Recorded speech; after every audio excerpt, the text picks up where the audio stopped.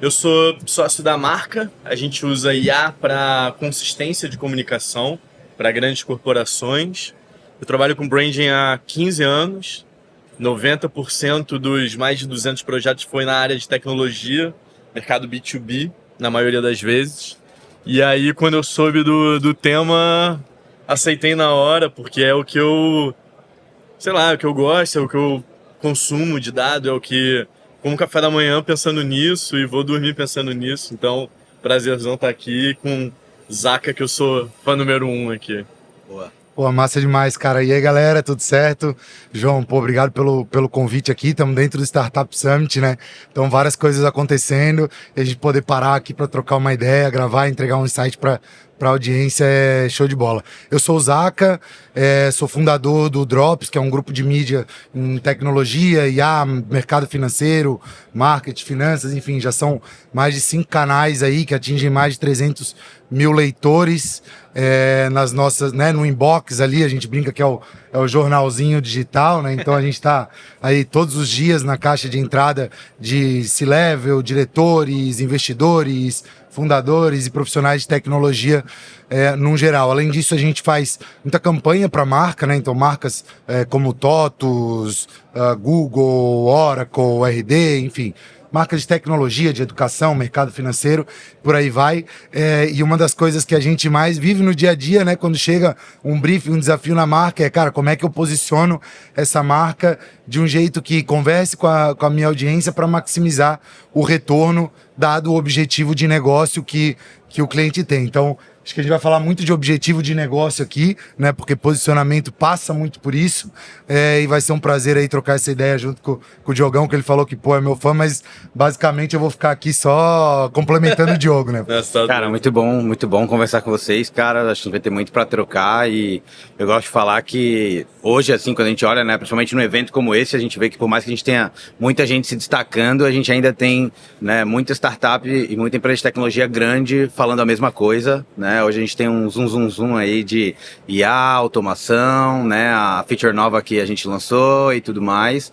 E acaba que fica tudo igual, né? Eu acho que esse é o grande desafio. A gente teve um desafio de mercado, quando a gente fala de marketing e vendas, né? De olhar e entender que as pessoas ainda não sabiam os melhores caminhos, né? De como executar, mas cada vez mais rápido as pessoas estão aprendendo. Então hoje os frameworks estão aí, muita gente já sabem os atalhos que existem, já conhecem o tático, né?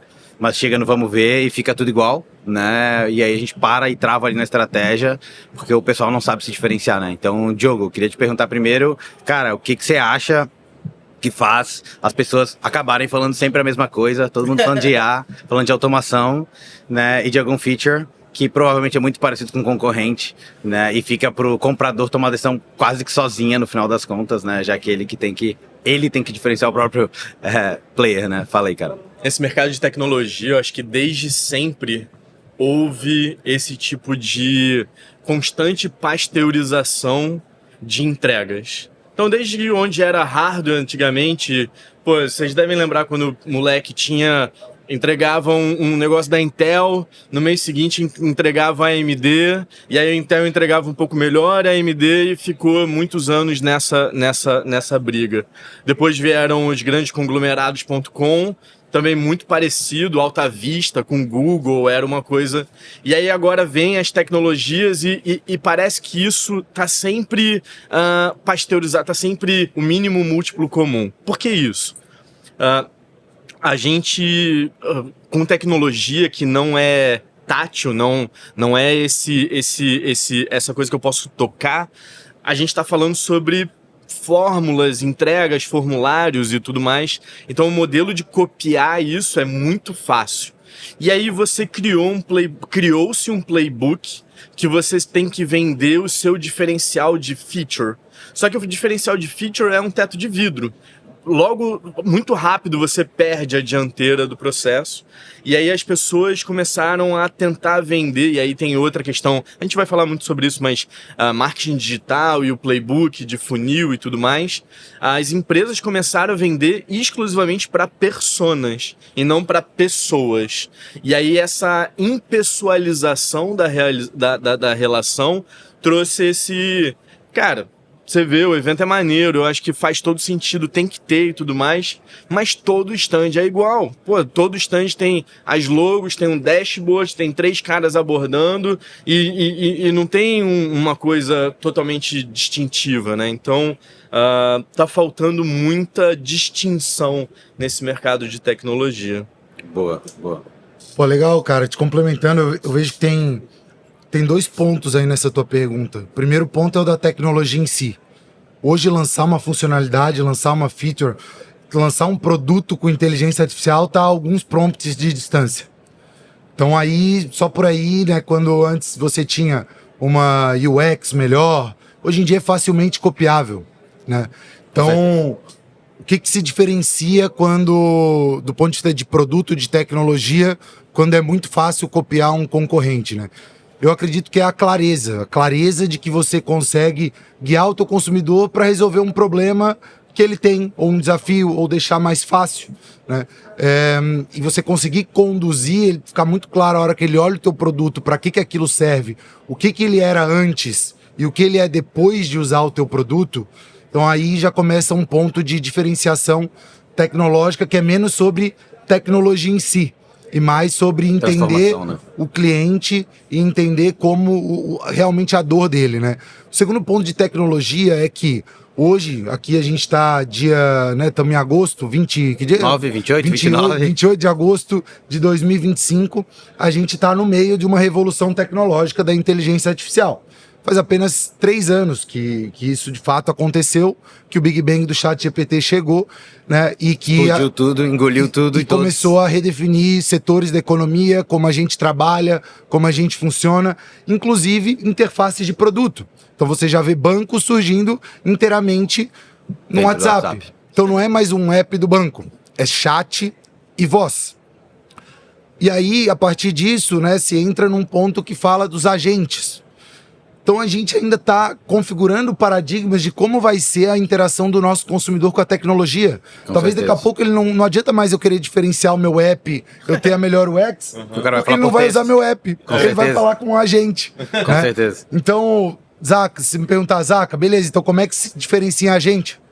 Não sei ainda, porque tá todo mundo descobrindo, tá todo mundo testando. O que eu sei é que a gente vai evoluir numa era, né, em que a usabilidade de produtos de tecnologia era muito importante, o famoso UX, né? E a gente vai para uma época que a qualidade das respostas vai ser o mais relevante, que é onde a gente entra numa evolução para o Agentic Experience, né? Então, AX. Então, esse é o ponto da tecnologia. Aí tem um outro ponto que é o ponto do consumidor, que é muito isso do que o Diogo estava falando, né? Pô, o consumidor olha, pô, é tudo igual, né? E aí a gente tem que parar para entender, né, o que não muda quando tudo muda com a tecnologia. O que não muda, né? Algumas coisas que não mudam. É o consumidor querer ter uma conexão emocional com aquilo, é o medo, né? É a ganância, é a ambição, é o desejo, né? São esses sentimentos e emoções intrínsecos ao ser humano, que a partir do momento que ele interage com a tecnologia, ele vai ter mais ou menos.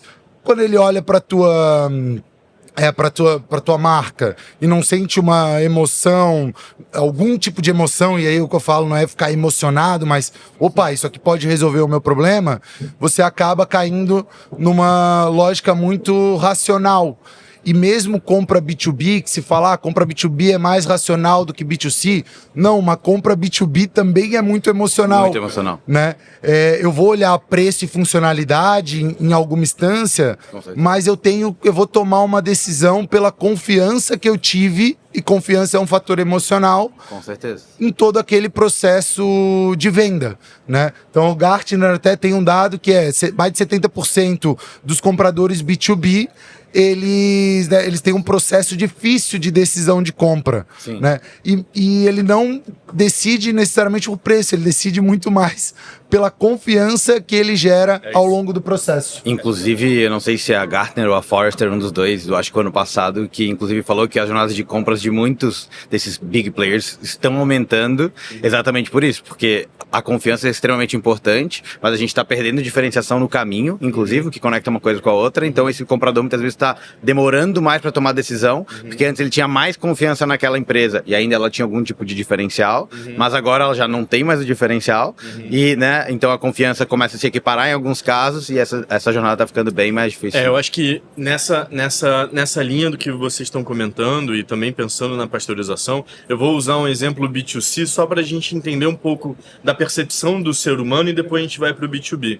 Você pega hoje os bancos digitais. Se você botar lado a lado, pode falar nome? Pode, né? Pode. Então, beleza. Pô, tem que falar, vamos dar ali. Se você colocar lado a lado, Nubank, Inter, Nomad, PicPay, Will, XPTO, são todas as mesmas funcionalidades. São instituições de pagamento. Eles nem podem ter muita coisa a mais. Mas, cara, você pega uma ND Cash, por exemplo, que faz um lançamento no Twitch com o YouTube, e aí faz todo um UX pro Coringa, que é um dos caras, um dos streamers mais conhecidos atuais, e a head de marketing ontem tava falando, cara, quebrou a nosso funil de aquisição. Deu pau no sistema de tanta gente que tava adquirindo. Então, quando você entra, e aí entrando no B2B, tem 2 pontos aqui. Se você tá no mercado pasteurizado, onde você não tem muito o que fazer, não dá para ser mágico ou... Enfim, tem mercados que é isso aí. Cara, você precisa criar um ecossistema ao redor da tua marca para justamente trazer esses atributos que vocês estão comentando, principalmente atributos de confiança, atributos de entendimento, enfim. Quando você não tem essa situação, que é esses casos, você precisa... B2B, você precisa correr atrás de um diferencial real o tempo todo para a tua organização. Você precisa ter esse ponto porque no momento que você perde esse teu diferencial, aí você entra nos playbooks e as pasmaceiras que se tem, né? A gente teve muitas discussões internamente no passado sobre o tema, assim, né, de como entender essa jornada do posicionamento e da operação de marketing em si, né? E a gente montou um modelo mental que a gente usa como pilar, assim, até hoje, que é entender, traduzir e gerenciar, né?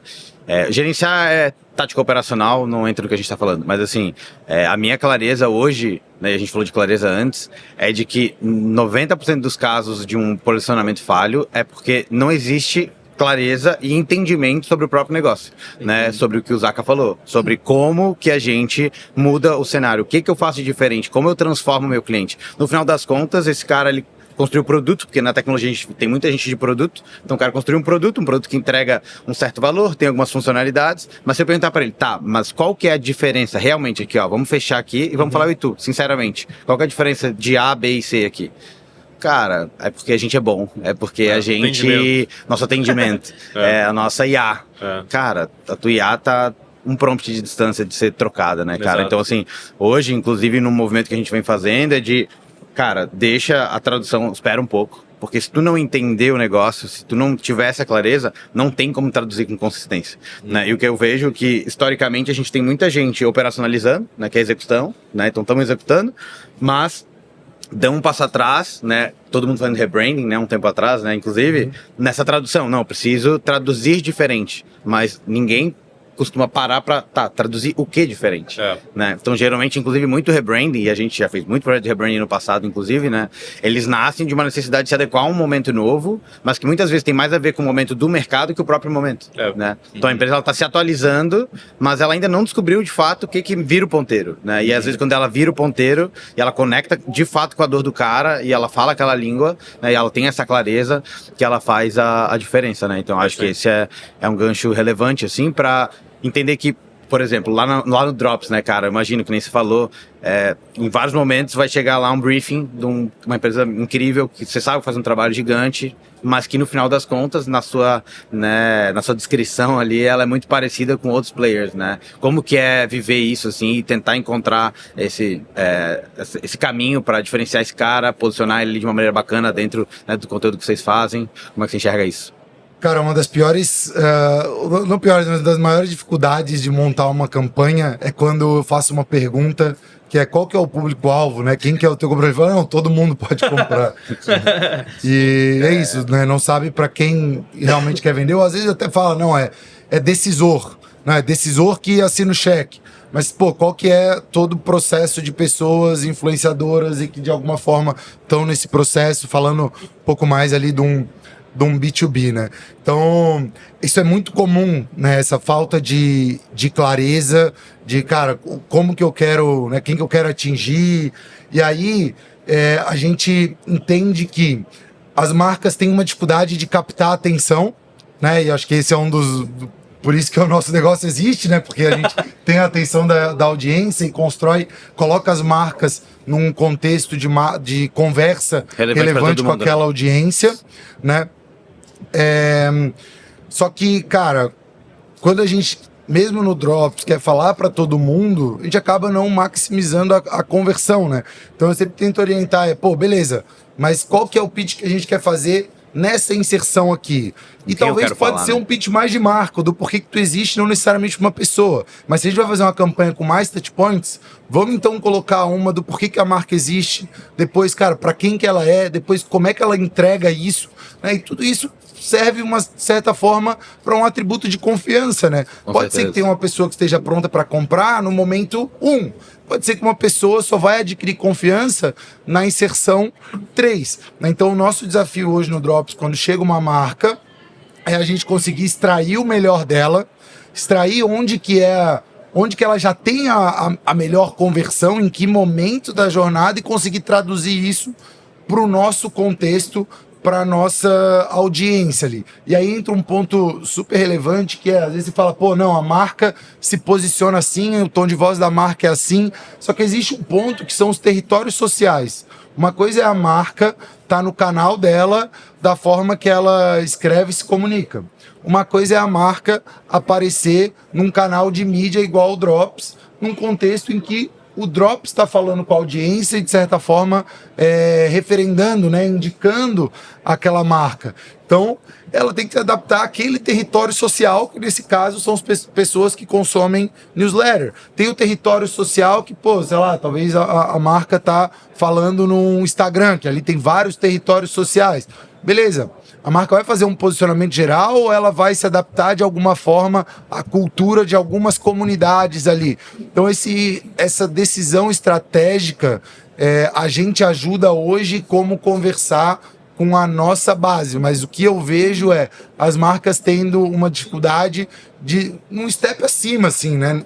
O Drops é uma parte, é uma mídia em que ela pode conversar, mas ela não vai falar só no Drops, ela vai falar em diversos pontos de contato. Então, como é que ela cria conteúdo, cria posicionamento, né, cria relação e, no final das contas, gera confiança em diferentes territórios sociais, em diferentes momentos de comportamento de consumo. É isso aí. E tem uma coisa que o B2B esquece completamente, é que por mais que o nome seja business to business, é business para pessoas. E a pessoa, ela passa por uma jornada. Qualquer pessoa qualquer relacionamento tem jornadas, passa por uma jornada. Então, vamos lá. Eu tenho uma jornada que começa pelo desconhecimento.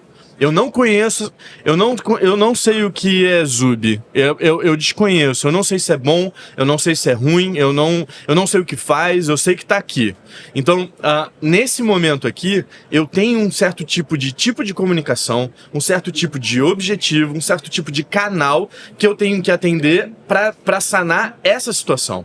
No momento que você me falar o que é Zub, primeiro ponto que eu vou ter é um certo tipo de negação por ela. Porque eu tenho já um preconceito, ou eu já tenho um pressuposto estruturado e tudo mais. E nesse momento de negação, onde eu não quero essa empresa, eu tenho outros canais, outros objetivos e outras comunicações. Depois disso, eu tenho familiaridade. Eu começo a entender e me aproximar. Mesma coisa, eu tenho que ter estratégias ou táticas para esse momento. Depois eu começo a ter preferência. E depois, ao final, eu tenho a ideação, que é o grande advocacy, e é o cara que é fã da marca. Presta atenção, nessa jornada de relacionamento, em nenhum momento eu disse que eu levantei a mão. Só que no B2B, o cara começou a te relacionar, começou a te conhecer, tu já quer mandar uma proposta, tu já quer pedir em casamento, e você não dá tempo pra dar uma maturidade da pessoa, se é champion, se é gatekeeper, não importa. Então, eu sou muito defensor que dentro do mercado B2B a gente tinha que ter dois funis. Um funil de relacionamento para cuidar dos 95%, que é o número mágico, das pessoas que não estão prontas para comprar. E no momento que alguém levanta a mão, e levantar a mão, eu posso estar levantando a mão desde o cara que eu desconheço até o cara que eu idealizo. E no momento que eu levantei a mão, aí sim eu jogo ele dentro de um processo comercial. Então eu vejo que... E aí só para complementar, então um canal como o Drops, por exemplo, que é um baita de um canal com uma capilaridade absurda, ele tem que ter táticas e objetivos para determinados tipos de ação. Não dá para jogar a esmo, que aí é gastar tempo e dinheiro. Exato. A gente está mudando, né, de uma economia da atenção, né, atenção cada vez mais escassa, para a economia da intenção. Como é que eu mapeio a intenção daquela pessoa e não só spray and pray e investe em mídia para de alguma forma ter uma impressão. Exato, né? Eu quero saber quem que tem intenção. E aí eu vou um pouco além do que você falou, Diogão, que a IA, poucas pessoas percebem, mas a IA, do ponto de vista ali de marketing, né, se fala muito criação de texto, imagem, mas do ponto de vista de inteligência, é absurdo, porque para mim hoje não são 2 funis, são vários funis, né? Errada a marca que acha que tá todo mundo, a persona que ela desenhou, passando por uma mesma jornada de funil. Perfeito. Só que, tem uma pessoa que, sei lá, é de uma comunidade de gamers, outra que é de uma comunidade de desenvolvedores, outra que é de uma comunidade de pessoas que gostam de banana e outras, sabe? São pessoas que se conectam por interesses em comuns, em diferentes momentos, seja... e aí o Google traz que são 4 momentos hoje, que são os 4 S's, que é streaming, searching, que é busca, né? Shopping... Puta, esqueci qual é o último. Caraca, velho. Streaming, scrolling, searching e shopping, né? Ou Sim. eu tô vendo alguma coisa, ou eu tô scrollando...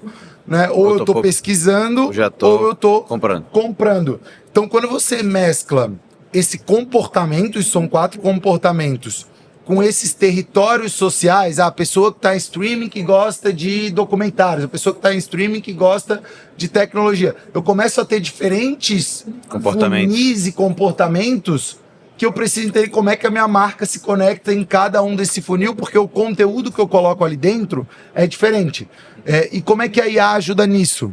Cara, a IA hoje consegue entender a linguagem humana e ela consegue entender comportamento e intenção de uma forma muito mais escalável e montar esses funis para você de forma automática. Tal pessoa, eu entendi que numa mídia programática ele se comportou desse jeito, eu começo a ter esse dado aqui.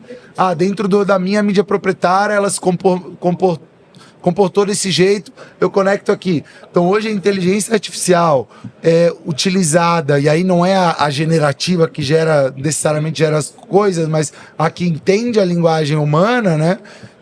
Ela tem um potencial gigante para te ajudar a ser muito mais personalizado. Com certeza. Né? E falar com intenção dentro de cada uma desses territórios sociais e comportamentos de consumo. Sim, total. E um ponto importante também que eu acho que a IA é subutilizada e a gente volta pro tema da diferenciação, é que por muito tempo o pessoal começou a entender a gente é muito early adopter, né? A gente tá numa bolha muito intensa, mas quando a gente olha pro mundo corporativo como um todo, a gente sabe que ainda tem muito a percorrer e o pessoal ainda usa muito pouco no campo da inteligência, né? De usar para abstrair dados não estruturados, enfim. E isso gera um aprendizado gigantesco, né, usa cara? Usa muito no artificial, né? E ajuda muito para tu ganhar ganchos de posicionamento, né? Porque a partir do momento que você consegue pegar a tua base de dados de 1.000 pessoas, pô, você que fez muito projeto de branding, como a gente fez muito projeto de branding, e você tinha que estruturar 350 pesquisas de uma grande companhia, cara, a gente levava muito tempo trabalhando esses dados. Agora você consegue pegar isso, né, e com inteligência, clusterizar, separar, colocar pesos diferentes numa velocidade que antes era inimaginável, que a gente levava pra fazer Mas 45 quantas marcas dias. B2B fazem isso hoje, saca? Faz nada, não cara. fazem, porque aí tem um incentivo perverso também da Meta ser ainda voltada muito no que era o inbound, né? A meta de lead. Então vamos botar a meta de lead porque existe um único funil, uma taxa de Meta de conversão lead, ao longo desse período. Matadora de resultados. E lá no final vai sair uma porcentagem, né? Exato. Mas o mercado mudou, né? Até a própria quantidade de conteúdo que a gente tem é absurdamente maior e não vai diminuir. Não, com certeza. E aí um outro gap desse mercado B2B é um conceito de distinção, que é diferente do conceito de diferenciação. Então, o conceito de distinção é a sinapse. Então, no momento que, cara, o que é aquilo que na hora vem a ideia? Então, pô, falei Tundum, vem na cabeça. Falei roxo, vem na cabeça a marca. Então, são esse trabalho distintivo que você tem que se abraçar nisso. Pô, eu tinha uma empresa de monitoramento florestal por satélite. Tipo, nada a ver com branding, mas era muito maneiro. Tudo tem a ver com branding. Tudo tem a ver com branding e produtização. E a gente era o único modelo de predição de incêndios de alta resolução. Cara, eu me agarrei nisso como se fosse o último bote do Titanic, assim, brother. E aí a gente fez palestra na NASA com isso, viajou o mundo inteiro, bateu na porta. Eu nem tinha produto ainda, eu tinha só um PPT. A gente foi no gabinete do vice-presidente na época do Brasil. Então, tipo, você pega um ponto distintivo como esse, e aí você solta isso pro mercado, e por mais que a gente tivesse outros produtos que eram iguais aos concorrentes, a gente fica conhecido por aquele ponto de atenção. Com certeza. Então eu acho que também falta muito ter esse tino do... Cara, você vai nesses stands aqui, você pega o statement de cada um, pô, um GPTzão lá que é tudo igual, a mesma coisa, não diz nada com nada. Então, o que você tem que ninguém mais tem, entendeu? E falta muito disso no B2B. E considerando que a gente vê tudo isso, a gente tá tendo esse problema de diferenciação, distinção. E quando eu falo, né, eu converso muito com o C-Level, de tudo que é empresa de tecnologia, e eu vejo que eles têm consciência de que isso é um problema, mas eles não fazem nada com isso, porque no final das contas tá todo mundo tocando o barco e a vida segue, né? Então, assim, se eu pudesse fazer uma pergunta para vocês, queria ouvir os dois, você pode começar, Zaca, mas qual que seria o seu conselho para um C-Level, para um founder, né, para ele começar a se diferenciar, para ele começar a se posicionar de alguma forma, né? Qual que seria uma dica aí, uma diretriz? Falando da empresa dele, né? Como Da ele empresa, posiciona. mas também, né, em alguns casos, como a gente sabe bem, né, que Sim. fica aí a bola quicando, mas pro próprio fundador, né? Tá. Cara, acho que o primeiro, a gente vai falar um como, né? Um how to. Primeiro ponto é back to basics, assim, cara. Volta pra entender quem é o teu cliente. Se tu precisar gastar sola de sapato, gasta sola de sapato. Se precisar de uma ajuda de um GPT ou de qualquer outra inteligência artificial pra fazer isso, faça isso, né? A gente tem muito mais ferramental hoje, mas eu acho que a sola de sapato, ela ainda é tão importante quanto, certeza, né? Você ouvir e tal. Então acho que esse é o primeiro ponto. Cara, sentiu que a tua marca tá pasteurizada, tá todo mundo, você tá assim, copiaram o meu produto. Cara, vai, né, vê por que as pessoas gostam muito da tua marca, teus clientes atuais, né? E os que não estão, aquele que deu um no lá no projeto, que você falou, beleza, ok. Tenta entender um pouco mais qual foi o gatilho de decisão dele, né? Então começar a entender esses pontos, eu acho que é o primeiro passo. Você não precisa gastar tanto tempo para fazer isso, assim, cara. Separa uma cohort, conversa, usa o GPT para discutir, né? Então, a partir daí, você vai começar a entender, cara, quais são os padrões de onde eu tenho uma oportunidade de me diferenciar. Beleza, tenho uma oportunidade de me diferenciar. Segundo passo, cara, teste de mensagem. E aí, acho que teste de mensagem e teste de canal, eles podem vir junto também, porque cada canal... Responde de uma forma diferente. Responde de uma forma diferente. Então é algo que dá para tocar em paralelo. Com certeza. Né? Mas você vai ter que atingir a mensagem, né? Um fit de mensagem, um fit de canal. A hora que você conseguir encontrar esses dois, aí você tem um canal muito poderoso para começar a colocar mais grana, mais É. investimento e extrair o máximo dele. Só para te complementar, eu sempre falo que a gente testa, valida e escala, né? Nunca o É isso. contrário, né? Então, às vezes a gente vê que a galera quer escalar antes de testar, antes de validar, e a gente sabe no que dá. E Né? às vezes tem uma pegadinha, né? Porque, galera, as plataformas, elas querem que você invista mais.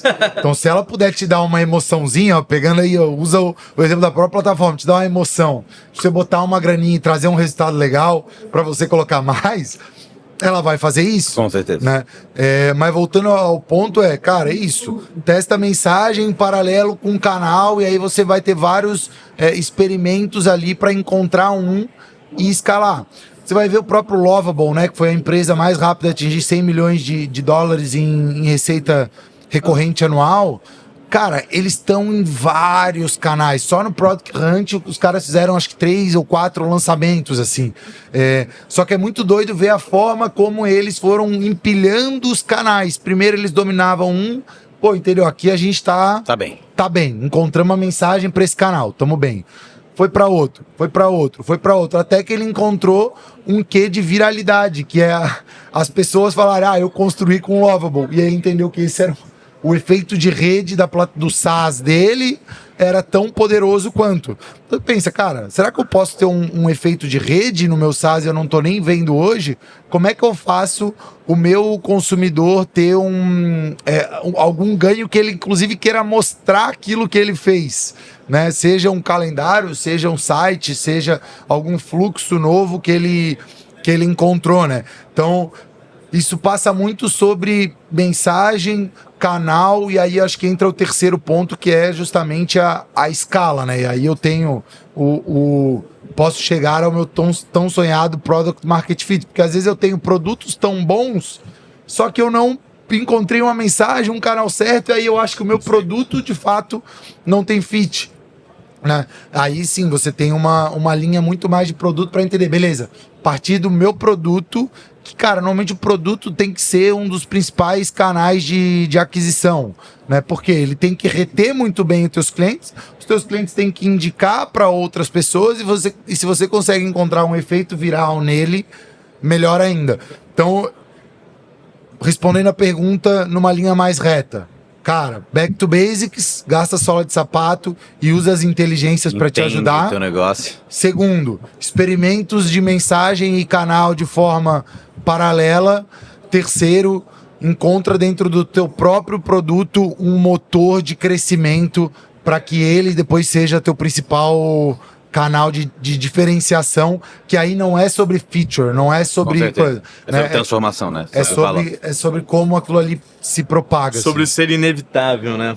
E... Fecha com chave de ouro aí, Diogo. Não, só comentar que o método, não existe método, né? Mas talvez um framework que eu sempre gosto de usar e funciona muito bem é, primeiro, você ter um diferencial racional. Se você não tem um diferencial racional, cara, você vai ter teto de vidro, é fato. Você pode até estruturar em posicionamento, mas vai ter vida curta.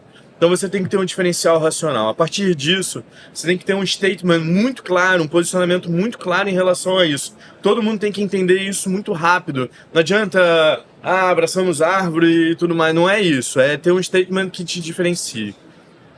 Depois disso, você tem que entender, dentro desse statement, uma distinção. O que é aquilo que só você tem e ninguém mais tem? Cara, às vezes não é nem feature, às vezes é cultura. Fiz um trabalho agora para um grande conglomerado indiano que o maior diferencial dos caras é cultura de longo prazo. Com certeza. Muito maneiro.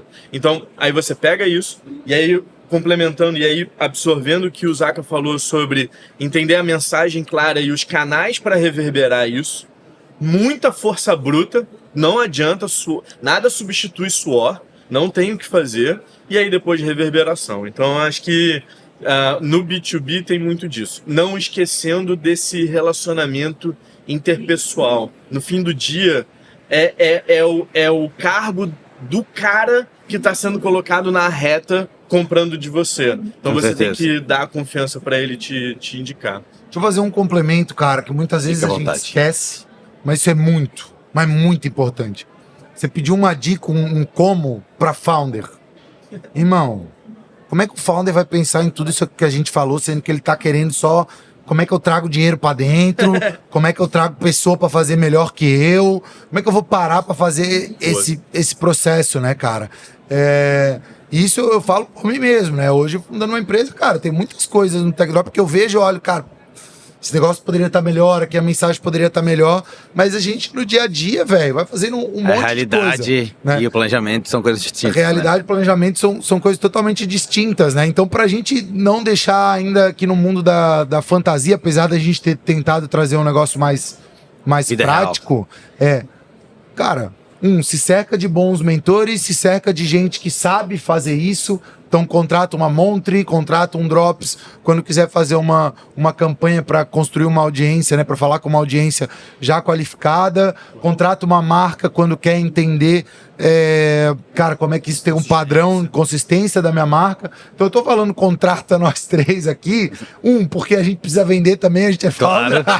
Alguém tá pagando a conta, né? Então fala, já entenda isso, né? Sempre uma oportunidade de venda, mas que pode ser nós três ou pode ser diversos outros fatores, outros fornecedores, né, que vão te ajudar a construir essa lógica. Mas o primeiro ponto é você entender o conceito, conseguir treinar teu olho para olhar e dizer, cara, ou tá errado, ou pode melhorar, ou aqui eu não tô atingindo o meu potencial, faz sentido, não faz sentido, para você também não cair numa lógica de ficar mudando de agências e de fornecedores porque acha que aquilo ali, é ele que não tá dando resultado, é essa pecinha que eu tenho que mudar. Então o que a gente falou aqui é muito sobre os conceitos para você, founder, treinar o teu olho, treinar o teu ouvido, treinar o teu tato sobre marca, marketing, sobre posicionamento, sobre diferenciação. E só pra fechar, assim, cara, eu acho que tudo que vocês falaram me traz à cabeça de novo a essência do nosso assunto, né, que é como se diferenciar no mercado de tecnologia. E o problema ainda é o mesmo, como você falou várias vezes, clareza, entendimento, a gente aprende a fazer a coisa de um jeito e vai fazendo, vai melhorando, vai iterando, mas as coisas vão mudando, teu cliente vai mudando. E como você falou, na nossa vivência aí, há mais de 10 anos fazendo as mesmas coisas, no sentido de, né, conversando com empresa de tecnologia, sempre B2B, o problema está sempre no mesmo lugar.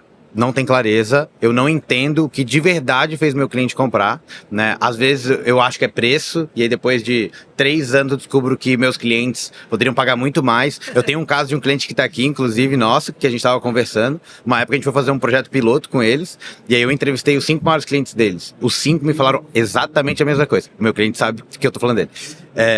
Cara, não fala pro fulano, que é o founder, mas eu pagaria tranquilamente 3 vezes o que ele me cobra. E, obviamente, eu falei no dia seguinte, os clientes sabem também. Porque, assim, cara, eles transformaram o meu negócio. Eles mudaram o meu negócio de ponta a ponta, né? Então, assim, e era um sistema de gestão para uma área específica. Mas por quê? Porque os caras viviam aquilo e talvez a grande diferenciação deles não era só ser especializado naquilo. Era porque eles literalmente eram pessoas daquele mercado que seguiam vivendo aquele mercado e sabiam muito bem como resolver aquilo, né? Então, eles se conectavam muito bem. Então não era por causa da feature, é porque no final do dia, quando eles tinham um relacionamento com o cliente, os caras manjavam muito daquilo, né? De realmente viver o dia a dia, de saber o que o cara sente de ponta a ponta, assim, né? Então, cara, encontra o porquê o cliente compra de você de verdade, né? Entenda seu cliente e vamos se diferenciar, né, galera? Muito bom, é isso. Turma, valeu demais, João. Zaca, Obrigado, mais uma vez, cara, sempre parceiro, Diogão, mestre, aula com vocês dois. Derrubei o café pra fechar com chave de ouro. E tamo junto, galera. Valeu, obrigado pelo galera. convite. Valeu.